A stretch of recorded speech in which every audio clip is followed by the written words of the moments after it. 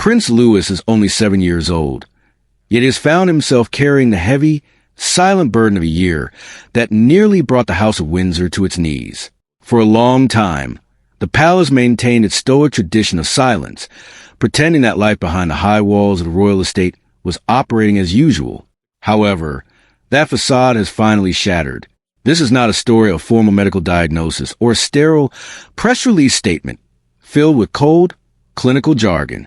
Instead, it is a quiet, profound realization that emerged through the Prince of Wales's own words, a confession that the youngest of the Wales children endured struggles that no one, not even the royal watchers or the public, saw coming. When you carefully examine the timeline of events against the words spoken by Prince William, a much heavier, more poignant picture emerges. It was not merely a young child having a rough few months. It was a 7-year-old boy processing deep, existential grief in real time, all while the entire world expected him to maintain the cheerful, wave-and-smile routine from the balcony. The most striking element of this story is how quietly it unfolded. There were no flashing blue lights, no dramatic, intrusive ambulance photographs, and no desperate, tabloid-fueled frenzies predicting the worst. Instead, it crept in a way real, devastating family crises always do, through the small, overlooked details. It started with a 6-year-old child noticing that his mother, Catherine, was not at the breakfast table. It was a sudden realization that grandfather, the king himself, was suddenly too unwell to engage in the lively activities he once enjoyed. It was a feeling of a home that felt fundamentally different, even when every adult within those walls was desperately trying to act as if everything was normal. This was the environment Louis inhabited in March 2024, the exact moment when Catherine announced her cancer diagnosis to the world. Before that announcement, there were weeks of agonizing internal debate, figuring out how to explain a life-altering illness to George, Charlotte, and Louis in a way they could truly grasp without losing their sense of security. The palace did exactly what palaces are designed to do. They managed a message, carefully controlled the narrative, and kept the children shielded from the public eye. But you cannot cure a child's emotional reality. You cannot spin a young boy's anxiety into a neat, palatable public relations soundbite. Sources close to Adelaide Cottage, the 4-bedroom home the Wales family chose specifically to keep their lives grounded and away from the pomp of official residences, began describing a shift that should drop any parent's stomach.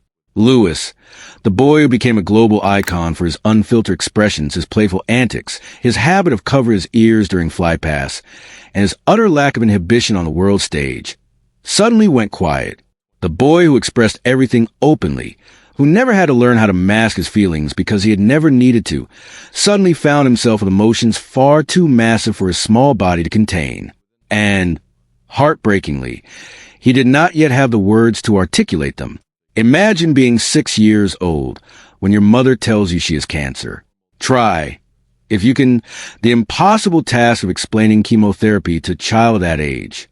Try explaining why grandpa's appearance has changed, why mommy is perpetually exhausted, or why the house feels as though everyone is constantly holding their breath.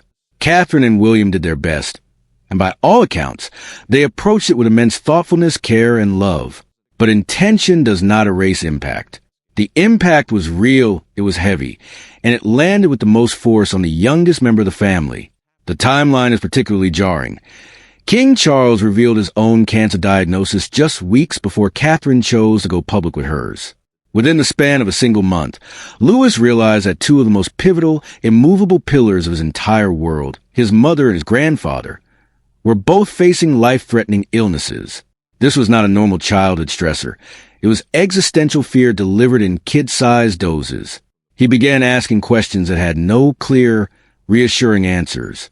He sought comfort in the darkness of night, his wide, searching eyes reflecting an unspoken, heavy weight that no child should have to carry. When sources described this, they weren't talking about a child being difficult or misbehaving. They were describing a child who was profoundly scared. The palace stayed silent not because nothing was happening, but because there was simply too much happening to contain.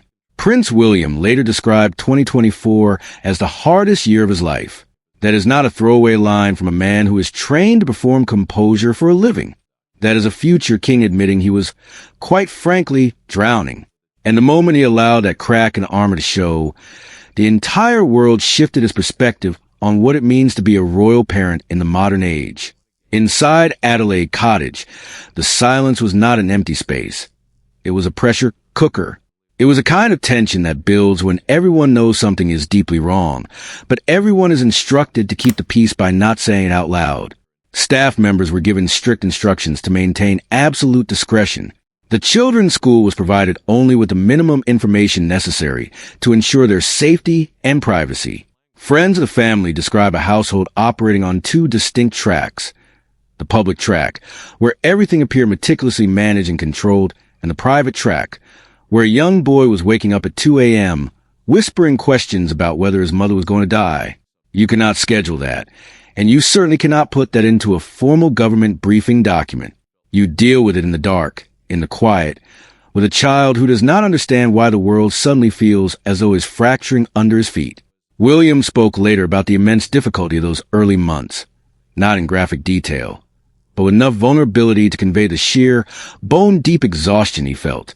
He mentioned the constant mental load, the agonizing effort of attempting to maintain a sense of normalcy when absolutely nothing was normal. For a man who had spent his entire adult life mastering the art of compartmentalization, the ability to separate the public, stoic role from the private, vulnerable self, this was a breaking point.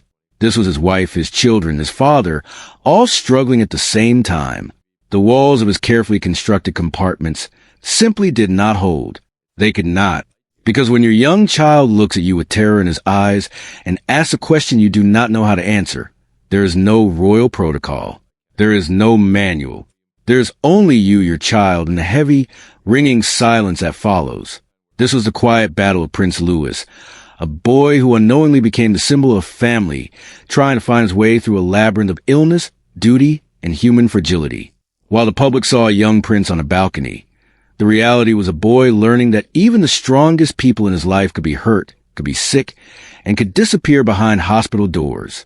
This is the truth of that year, not the curated highlights, but the hidden, aching moments that define the true resilience of the youngest of the Wales family.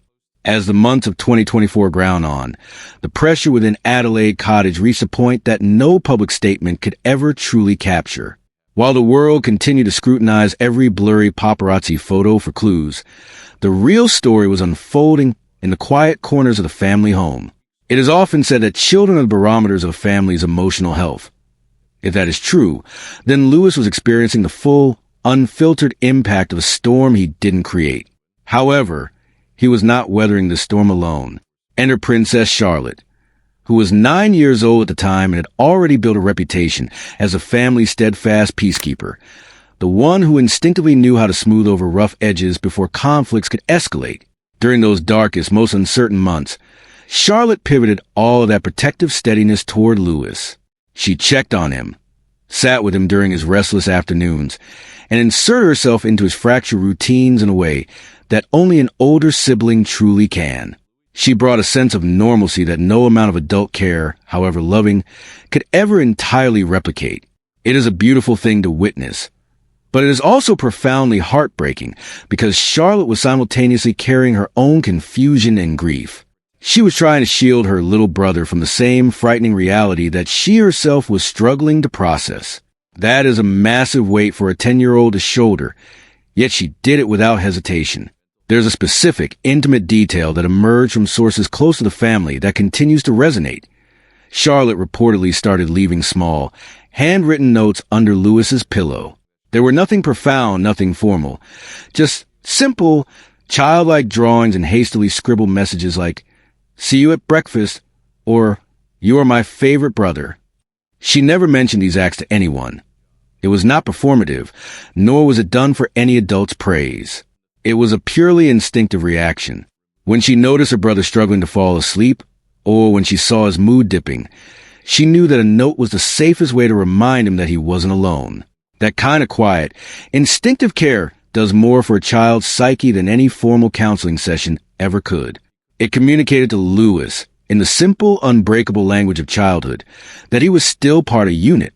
It told him that someone else in that house understood that things felt different, and that, despite the fear, they were still present, still solid, and still family. Prince William later spoke of his children's resilience with immense pride, noting how they managed brilliantly. But managing brilliantly in the face of crisis does not mean emerging unscathed. Inside the walls of their home, a portrait emerged of three children supporting each other, while the very ground beneath them shifted. Louis, the youngest and most expressive, was trembling with the weight of the unknown. Charlotte acted as the anchor, and George, in his own quiet way, did whatever he could to maintain the balance. Catherine, even in the depths of her recovery, kept her focus entirely on the children. Her mother, Carol Middleton, was frequently described by insiders as a tower of strength, tirelessly working to maintain the small, essential rituals that keep children feeling secure. They refer to them as the kiddies, a term of endearment that becomes absolutely devastating when you consider the smallest kitty, Louis, quietly processing fears that the cameras were never meant to see. Charlotte saw it. She saw the moments when Louis would stop mid-play, his eyes going wide and vacant, as if he were listening to a conversation happening in another room, a conversation about illness, about treatment, about the future. And she stayed. There's a particular kind of love in that, the fierce, unyielding love of a child who knows she cannot fix the big, scary problems of the adult world, but who refuses to let her brother face the resulting isolation alone. Child development experts often point out that sibling connection during a time of parental illness is one of the single most powerful protective factors for long-term psychological resilience. Charlotte didn't need a textbook to tell her that. She just felt it, and slowly, haltingly, Louis began to breathe a little easier. Then came the unconventional step that truly began to bring him back to himself. It wasn't a therapy room, a clinical directive, or a palace policy. It was movement, routine, and the freedom of safety. The Wales family had chosen Adelaide Cottage for a specific reason. They wanted a smaller, more normal lifestyle. For bedrooms, no sprawling corridors, grounded and real. That choice proved to be the family's greatest survival strategy. Louis was given the physical space to move, to breathe, and to exist without being watched by 100 eyes. He could be himself, free from performance of royalty, and in that space, he slowly began to reemerge. William noticed on the first morning Louis bounded down the stairs with his old, chaotic energy. He saw at the first meal where every plate was empty without a fuss, and in the first genuine, bell-like laugh that didn't have a shadow of tension underneath it. These were small, seemingly mundane moments, but to a father who had been watching his son wilt, they signaled something massive. His son was going to be okay. Recovery is never a linear path, and that is something the palace never explicitly stated, but the timeline tells a story. There were good days, and there were agonizingly bad days. There were days when Louis seemed almost like his old, boisterous self, and days when he retreated back into his shell, as if afraid that if he let his guard down, the normalcy would vanish again. The difference, over time, was that the good days finally started outnumbering the bad ones. The terrified questions at night became less frequent, then stopped altogether. The breakfast table grew louder and more argumentative once more.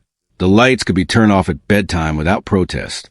These are the markers of healing that no doctor's chart measures, but every parent recognizes instantly. And Prince William, for all his public composure and stoicism, was watching for them. He was counting them. He was holding on to those small, precious changes like evidence that they were going to make it through the fire intact. By June 2025, when the world saw Louis at Trooping the Color, a 7-year-old in a crisp black suit and red tie, bearing his face in his hands at just the right moment, waving with such reckless enthusiasm that George had to gently nudge him to stop. The mischievous, uncontainable, magnificently Louis boy had returned. But what the cameras captured was only the surface of a much longer, quieter journey. The true healing wasn't just about his mother getting better. It was about Louis learning that even when the world feels like it is ending, his family is still there. He learned that he could survive the scary, quiet moments because he had a sister who left notes under his pillow, and a father who admitted he was struggling right alongside him. That is the real human story of the year that changed the youngest prince. The final chapter of this profound family crisis did not arrive through a dramatic medical bulletin or a carefully sanitized palace announcement, but rather through a seismic shift in how the future king chose to speak to the world. By late 2025 and into early 2026, the wall of strict royal tradition, the old unwritten motto of never complain, never explain, was intentionally and permanently dismantled. In October 2025, during an appearance for an Apple TV Plus series filmed at Windsor Castle, Prince William sat down for an interview that instantly sent shockwaves through royal correspondents and observers worldwide. When asked about how George, Charlotte, and Louis had been affected by Catherine's cancer battle, William paused. Not the calculated, diplomatic pause of a man searching for politically correct phrase, but the raw, vulnerable hesitation of a father deciding just how much painful truth he could afford to let out into the open. What he said next changed everything. He spoke carefully about children constantly learning, adapting, and needing security. But then he used a phrase that landed like a stone in still water. Knock-on effects. That single phrase laid bare the reality that he didn't fully know what was happening inside his own children's heads. And the admission that he was genuinely scared of what he might find there was staggering. For a senior member of the British royal family to publicly confess that he felt ill-equipped, that hiding things from his kids didn't work, and that he sometimes worried he was either oversharing or failing to protect them was unprecedented. It was a philosophical break from generations of institutional parenting. William acknowledged that he had tried to control the information, protect them, but realized that kids, especially a sensitive, expressive 6- and 7-year-old like Louis, always feel the truth regardless of what adults try to hide. The evolution continued into February 2026 during a BBC Radio 1 mental health special. While talking about his children's emotional lives, William laughed about how they sometimes shared too much information, but then that laugh caught in his throat. With a vulnerability that resonated deeply with millions of parents watching across the globe, he admitted something that a future king is rarely expected to confess. You feel a sense that you need to fix it for everyone, and that I find quite difficult. An admission of powerlessness from the pinnacle of British royalty hit differently. It was a human acknowledgement of the ultimate parental helplessness, the agonizing realization that when the thing hurting your child is an illness you cannot physically remove, and a fear you might have inadvertently amplified just by being part of the storm, the weight of the guilt is immense. Insiders later confirmed what many had already deduced. The child he cannot stop thinking about, the one who bore the quietest and heaviest emotional scars of that turbulent year, was indeed Louis. Yet, this painful transparency served a higher purpose. By refusing to hide behind a veneer of perpetual perfection, William and Catherine gave their children something far more valuable than a curated fairy tale image. They gave them permission. They gave them permission to feel, permission to talk about their fears, and permission to struggle without shame. When Catherine finished her chemotherapy and released a deeply moving social media video later that year, she echoed the same sentiment, explicitly stating that the cancer journey is complex, scary, and unpredictable for everyone, especially those closest to you. She directly referenced the family members who lacked the words to express their feelings, a poignant nod to her youngest son, who had spent months translating his terror into silence. Behind palace walls, the environment was also shifting. The school staff at Lambrook, where all 3 Wales children are enrolled, had quietly enhanced their pastoral care, ensuring that Louis had a safe space to process his emotions away from the glaring spotlight. But the most powerful healing mechanism remained the simple, unglamorous reality of home life, the walks in the fresh air, the return of chaotic morning routines, the shared meals, and the unwavering support as older siblings gradually pieced Louis back together. The questions in the middle of the night stopped. The lights could finally be turned off without protest. The breakfast table was loud, vibrant, and full of life once more. By the time Trooping the Color arrived in mid-2025 and 2026, the transformation was complete. Even if the public only saw the joyful result, there stood Prince Louis, 7 years old, dressed impeccably, burying his face in his hands in pure theatrical exasperation, waving frantically at the crowds until George had to physically prompt him to stop. He was mischievous, uncontainable, and magnificently, unapologetically himself. The boy who had gone silent during the darkest months of the family's crisis had found his voice and his joy again. But what made this moment truly remarkable was not just that Louis was back to his playful self. It was the context of how they got there. The palace did not just manage a media cycle. They acknowledged a human crisis and allowed the world to see the messy, beautiful reality of a family healing together. The silence had broken, and through the cracks, we were reminded of the profound humanity beating at the heart of the monarchy. That is a true, enduring story of Prince Louis. Not a tale of royal perfection, but a powerful human narrative of a little boy who carried an invisible weight, and a family that learned how to carry it with him.